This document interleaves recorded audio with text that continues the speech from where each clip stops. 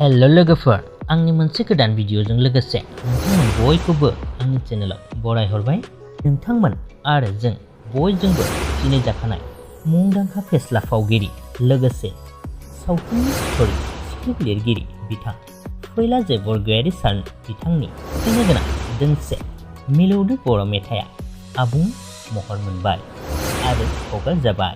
जायफोर नोंथांमोना फैला जे borgoyary सारनि मेथाइखौ नायनो थाखाय नेनानै दंमोन, नोंथांमोनहा बिथांनि चेनेलाव थांनानै नायहैनो हासिगोन।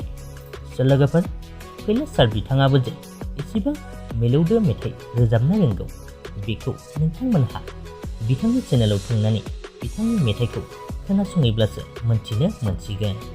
लोगोफोर, बिथांनि रोजाबनाय मेथाइनि टाइटेलानो जादों नोंखौ दाबोनो। मिउजिकखौ होदों मुंदांखा रोजाबगिरि बिथां gwrwnthi बिथाङा। लोगोफोर, आसा खालामो नोंथांमोना बयबो बिथांनि चेनेलाव थांनानै बिथांनि गिबि खेब रोजाबनाय मेथाइखौ बयबो अनसायहैगोन।